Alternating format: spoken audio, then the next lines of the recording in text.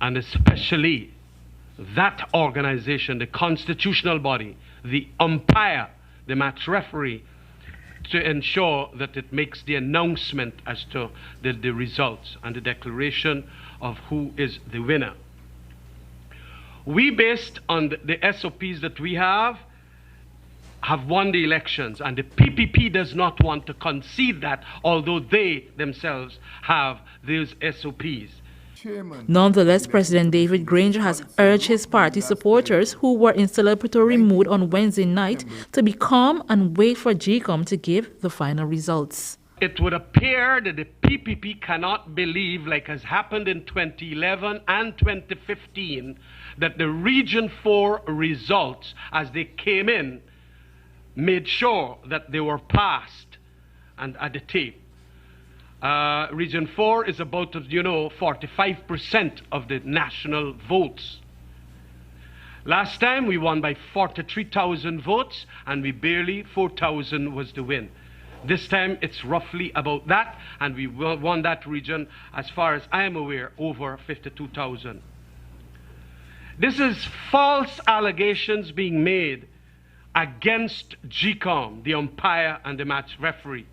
So we want maximum restraint by everybody. Up to press time, there has been no official release from GCOM regarding the Region 4 SOPs. Ramjatan further called for calm and allowed the GCOM to announce the score. During the day, leaders of the PPC, Barajagde, continue to lament that his party has won the elections, and he opted to release the SOPs for Region 4 on a website. When the statements come out, that's why you have an opportunity now to verify Region 4. Every Guyanese, we've shared it with the diplomatic community. Yes, I will give you the website in a moment. What next? What if they go ahead and probably declare? That's a coup d'etat. That's a coup d'etat. That will be a coup d'etat in the country. If they go ahead like that, it's a coup. Then there is no democracy at all.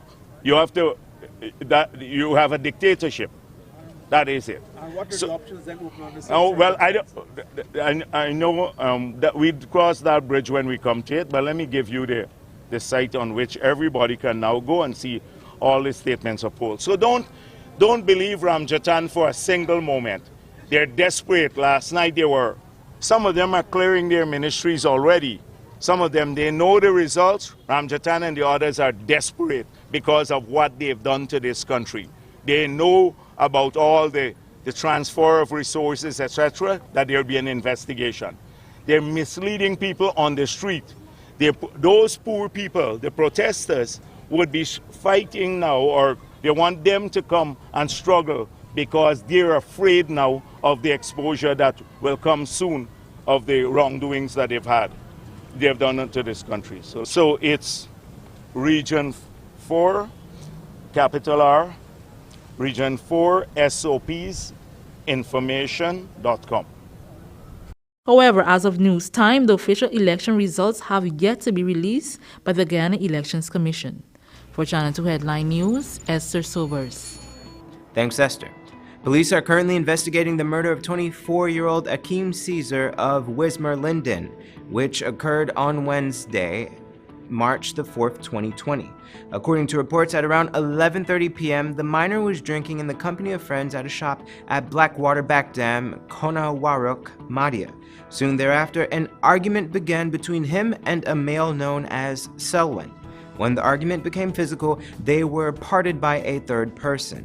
Following the fight, Caesar was reportedly standing on the road conversing with said individual that stopped the fight when a male armed with a shotgun approached. The gunman then allegedly shot Caesar once in the left foot, gun butted him in the head, and then fled the scene. The victim was taken to the Madhya District Hospital where he was pronounced dead on arrival. His body is presently at the hospital's mortuary awaiting an autopsy, while the suspect, a security guard who goes by the name Tallman, is currently being sought. And in other news, Prime Ministerial candidate for the APNU+AFC, Kemraj Ramjatan, accused the PPP of attempting to conspire with outside forces in this year's general and regional elections. More from Esther Sobers. Been asking me. Run. We had 3 persons who were speaking to leading members of the PPP at the Marriott Hotel one out of Libya, one out of Russia, and one out of America with a Russian background that came into this country. And we had to deport them on elections day after our intelligence realized that there was some conspiracy to tap into GCOM computer system. They were immediately deported. A fourth one, who was not found at his Marriott room, is on the run somewhere. We are not finding him. Those, surprisingly, that made calls for their representations are well-known PPP lawyers. Ramjatan further alluded that the PPC members speaking to the Russians. We also are aware of reports that one Mr. Wilson Brassington was seen talking with another Russian only this morning, is it? Yeah, we got a photograph. We can send it to you. Winston Brassington. We can only say that far. As to connections with a friendly state, the Federal Republic of Russia, we cannot make any statement. But this is important, very, very important for us. I can't recall the three names, but one, the Libyan was Al-Ayab. I think the Russian-American was Karchner. And Kirillov is, I think, the actual Russian. According to Ramjatan, the deported Russians were found with laptops, flash drives, computers that are currently in the possession of the country was to be a nanny, whilst another claimed that he would be working with Exxon, which proved to be false. Ramjatan further laments that he is in receipt of the evidence that proves that the PP members were in talks with the deported Russians. Yes, we have intelligence in that. Can you clarify? Intelligence means intelligence. You've gone that far, but there is a certain wall that we can't. You want a photograph of, or the listening device and all of that? No, well, please, I wouldn't even go there. You'll have to trust your security agencies. Ramjatan noted that he will release images of the seized items at a later time. For Channel 2 Headline News, Esther Sobers. Thanks, Esther. Don't go away. After the break, we have your regional and international news.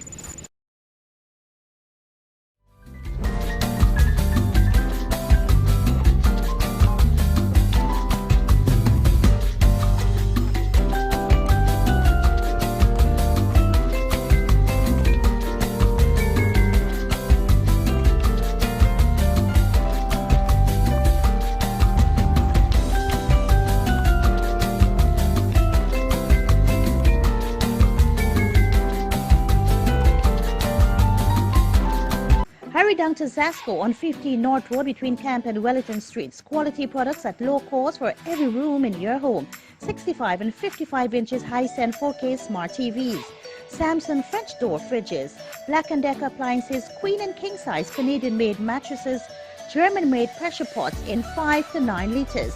12-piece pot sets, knife sets, cutlery sets and pans, commercial fans. Samsung smart stoves. Canadian-made 3-piece recliner sofa sets.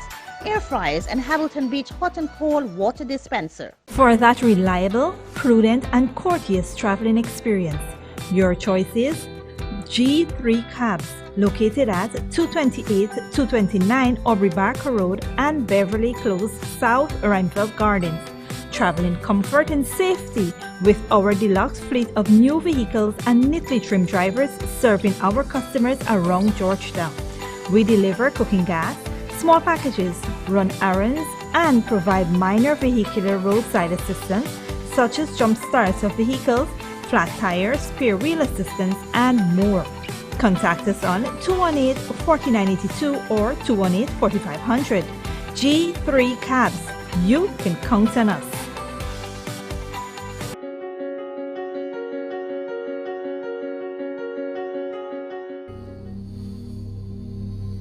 This place is really hot. What's wrong with your AC?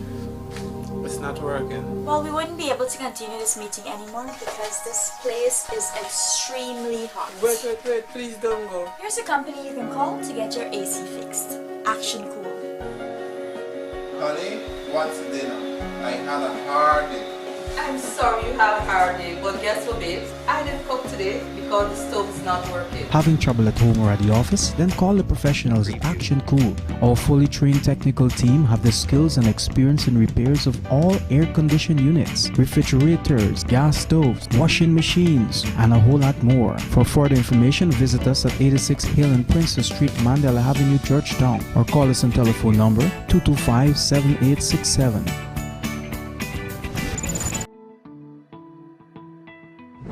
Welcome back. Now we take a look at news from the region. The Caribbean Court of Justice has rejected a special leave application to hear a land dispute in Guyana. The CCJ gave its ruling today on the application, which was brought by Chandrati Prasad and her husband Rafuddin Nizamuddin against his son Javin Nizamuddin. The CCJ held that the Guyana Court of Appeal was correct in its decision that the regional body had no jurisdiction to hear the matter. According to the case, in April 2018, Javin Nizamuddin filed a fixed date application in the High Court of Guyana for the sale of a property and his share of the proceeds of the sale. The younger Nizamuddin was listed as an owner, according to a transfer of lease. Prasad, however, claimed that she alone owned the property and that Javin's name was only placed on the transfer of lease as a trustee for his father. She explained that at the time, Javin's father was engaged in legal battles with his former wife, so it would not have been unwise to place his name on the title. She maintained that Javin never contributed to the property in any way. The son disputed that fact, stating that he assisted in the maintenance of the premises. The High Court of Guyana granted the order directing the property to be sold, and the proceeds are distributed equally. Prasad and her husband filed an appeal to the Court of Appeal, arguing that the matter in the High Court fell into the category of summary proceedings, and therefore the appeal was to be heard by the full court.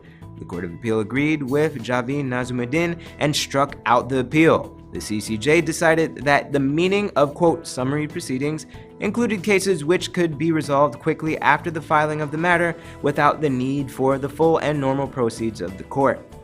It held that the case filed by Javin Nizamuddin in the High Court was relatively fast and simple, and the Court of Appeal was correct in finding that they were indeed summary proceedings. They awarded the costs to Javin Nizamuddin. Now we turn our attention to South America. At least 24 people have died and dozens are still missing after torrential rain on the southeastern coast of Brazil that triggered landslides. Al Jazeera's Priyanka Gupta reports. At 70, Antonio Farias has lost everything overnight.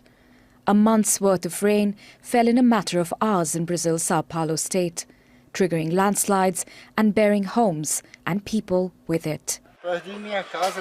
I lost my house. I lost my daughter, who I adored more than anything in my life, and my son-in-law. Firefighters and volunteers are racing against time to find dozens of people still missing. At least 200 people are homeless, and that's just in 1 out of 3 cities affected. They want us to leave, but where can I go? I don't have anywhere to go. I don't have family. I don't have anybody here. It's summer in Brazil, but since January, there have been unusual bouts of rain, floods and mudslides. The regional government in Sao Paulo is blaming climate change. I want to mention that climate phenomenons are taking place in the southeastern regions of the country, reaching levels that were not reached ever before. It clearly shows that climate change is severe and demands the attention of the governments. But Brazil's far-right president Jair Bolsonaro has long been accused of ignoring these threats from climate change, as families struggle to cope with this likely impact. Priyanka Gupta, Al Jazeera. And internationally, governments around the world are scrambling to contain the spread of COVID-19, which is growing globally. Italy's death toll at 107 is now the largest outside of China, where the virus originated. Al Jazeera's Jonah Hull reports. Contagion is spreading quickly across Europe and the world, and that means anxiety as much as the COVID-19 virus itself. Staff at the world's most famous museum, the Louvre in Paris, shut it down for 3 days this week, demanding better protection against the virus. Tourists weren't amused. There isn't a place in the world that it's not going to get to, and you can't just shut down the world. You can, though, shut down parts of it.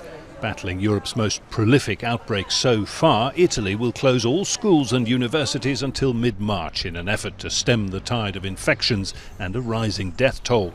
Japan did the same last week, and France has also ordered the closure of some schools, affecting an estimated 35,000 pupils.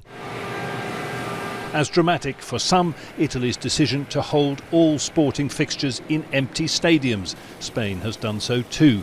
Life across the globe is changing fast. The World Health Organization continues to stress the importance of containment in places with few infections in the hope of delaying the spread of the disease and to give health systems time to prepare.